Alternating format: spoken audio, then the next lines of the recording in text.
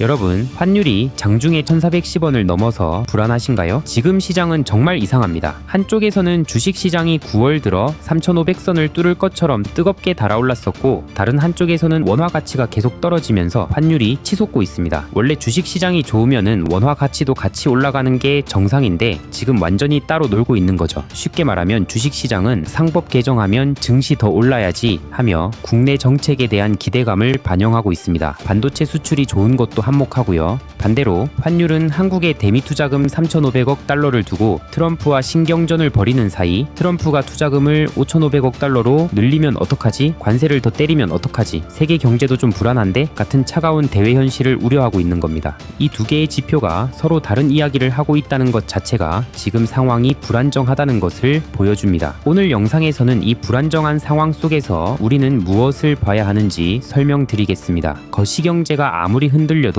세상의 거대한 변화 속에서 확실하게 돈이 흘러 들어가는 곳은 반드시 존재합니다. 결국 주식은 실적으로 증명하고 돈 버는 기업은 결국 불안정한 상황에서도 주가가 오르기 마련입니다. 오늘 영상에서는 바로 그 거대한 돈의 흐름을 쫓아가 보겠습니다. 여러분들은 이 영상을 통해 지금 당장 공부해야 할 섹터와 기업이 어디인지 명확하게 알게 될 겁니다.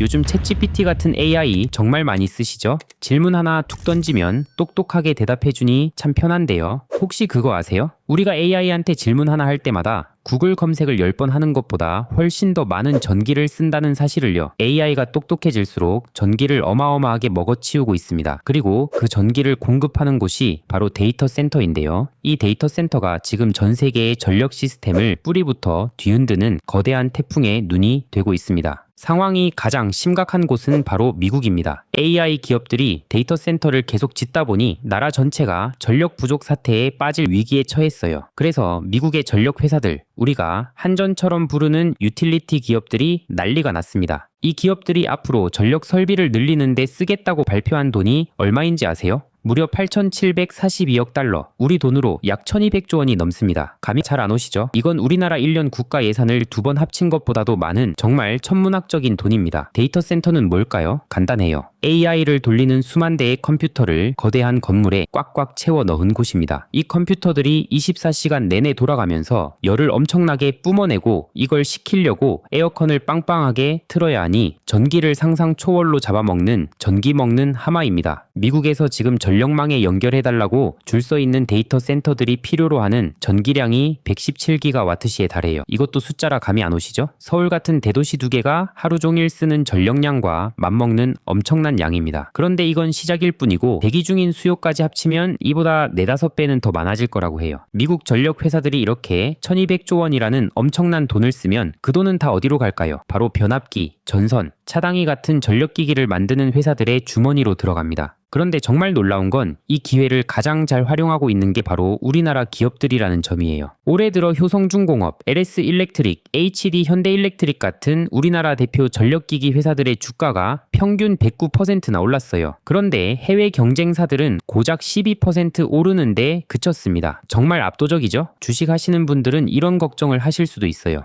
주가가 너무 오른 거 아니야? 너무 비싼 거 아니야? 이럴 때 보는 지표가 바로 PR입니다. PR은 현재 주가를 회사가 벌어들이는 이익으로 나눈 값인데요. 식당으로 비유하자면은 식당의 현재 가격이 하루 매출의 몇 배인지를 보여주는 거예요. PR이 높으면 아니 이 식당은 하루 버는 돈에 비해 너무 비싸게 나왔네 라고 생각할 수 있죠. 단기적으로 보면 한국 기업들의 PR이 높아 보이는 게 사실이에요. 하지만 이건 시장이 이 기업들의 엄청난 미래 성장 가능성에 돈을 걸고 있다는 뜻입니다. 지금 당장 버는 돈보다 2026년부터 벌어들일 돈이 훨씬 더 가파르게 늘어날 거라고 다들 예상하고 있거든요. 그렇다고 너무 고평가된 상태도 아니거든요. 자, 지금까지의 흐름을 정리해볼까요? AI 때문에 데이터 센터가 필요하고 데이터 센터는 전기를 엄청나게 먹고 그래서 전력 회사들이 설비 투자를 하고 덕분에 전력기기 회사들이 돈을 벌고 있다? 아주 간단하죠? 그런데 이 완벽해 보이는 시나리오를 한 방에 멈춰버릴 수 있는 아주 치명적인 문제가 있습니다. 바로 전력망 병목 현상입니다. 이것도 비유로 설명해 드릴게요. 발전소에서 전기를 만드는 건 생수 공장이에요. 데이터 센터는 물을 마시는 소비자고요. 전기를 보내는 송전망은 생수를 배달하는 도로입니다. 지금 문제는 생수 공장에서 물은 미친 듯이 만드는데 이걸 실어 나를 도로가 넓고 좁은 1차선 국도뿐이라는 거예요. 도로가 꽉 막혀서 배달이 안 되는 거죠. 이게 남의 나라 얘기가 아닙니다. 바로 지금 우리나라에서 아주 심각하게 벌어지고 있는 현실이에요. 최근 3년 동안 우리나라에서 멀쩡히 만들어 놓고도 송전망이 꽉 막혀서 전기를 보내지 못하고 그냥 버려진 태양광 에너지가 얼마인지 아세요? 무려 원자력 발전소 3기가 만드는 전력량과 맞먹는 양입니다. 태양광 발전소를 아무리 많이 지어도 전기를 보낼 도로가 없어서 그냥 썩히고 있는 거예요. 특히 태양광 발전소가 많은 호남 지역이 심각합니다. 전기는 서울 수도권에서 가장 많이 쓰는데 발전소는 저 멀리 호남에 있으니 그 전기를 실어나를 방법이 없는 거죠. 실제로 전력망에 연결해달라고 신청하고 대기 중인 태양광 설비 용량이 2023년에 비해 작년에 3배나 급증했습니다. 정부에서 송전망을 더 지으려고 해도 주민분들이 반대해서 쉽지가 않습니다. 전자파 문제도 걱정되고 집값 떨어질까봐 걱정되시는 거죠. 그래서 송전선로 하나 짓는데 계획보다 3년씩 늦어지는 일이 비일비재합니다. 일부에서는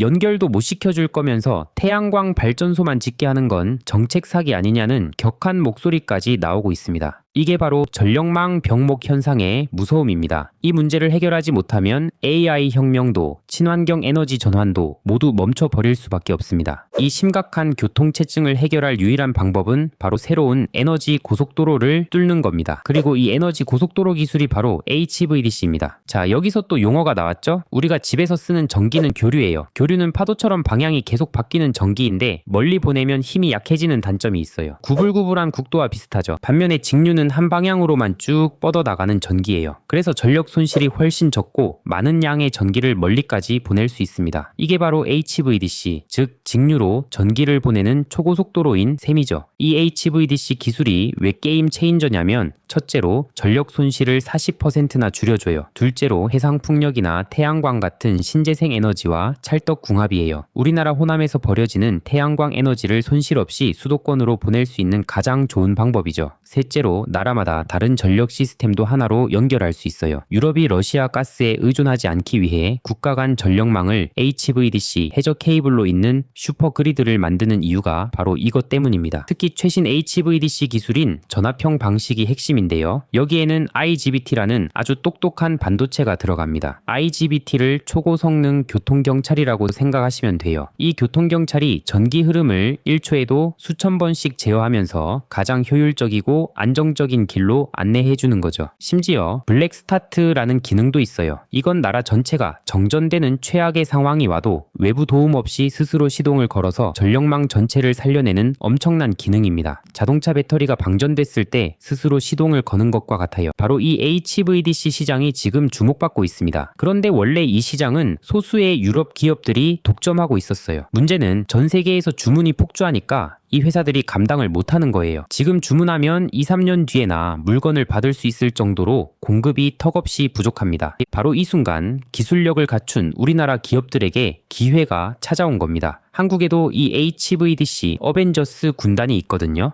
이 기회의 중심에 있는 한국 기업들이 있습니다. LS그룹은 LS전선이 초고압 해저 케이블을 만들고 LS마린솔루션이 바다에 케이블을 깔고 LS일렉트릭이 변환 설비를 만드는 완벽한 수직계 열화를 이뤘습니다. 대한전선은 대규모 투자를 통해 HVDC 해저 케이블 생산 능력을 키우고 있고 효성중공업은 국내 최초로 독자적인 전압형 VSC 기술을 확보했습니다. HD 현대일렉트릭은 원래 강점이었던 초고압 변압기를 바탕으로 HVDC 시장에 뛰어들고 있습니다. HVDC 같은 초고압 송전선을 연결하고 지지하려면 아주 특수한 금구류, 즉 연결 부품이 필요합니다. 이 작은 부품에 엄청난 기술력이 필요한데 HVDC용 초고압 금구류를 국내에서 유일하게 개발하고 공급할 수 있는 곳이 바로 세명전기입니다. 결론은 간단합니다. AI가 촉발한 데이터 센터의 빅뱅이 전력 수요의 폭발로 이어졌습니다. 이 수요를 감당하기 위해 미국 유틸리티 기업들이 천문학적인 투자를 시작했고 이는 전 세계 전력기기 시장의 구조적인 슈퍼사이클을 만들었습니다. 그리고 이 모든 변화의 핵심에는 낡은 전력망의 한계를 돌파할 유일한 기술 HVDC가 있습니다. 지금 글로벌 HVDC 시장은 공급이 수요를 따라가지 못하는 역사적인 공급 부족 상황입니다. 오늘 영상 여기까지입니다. 재밌고 유익하셨다면 구독, 좋아요, 댓글 꼭 부탁드립니다. 감사합니다.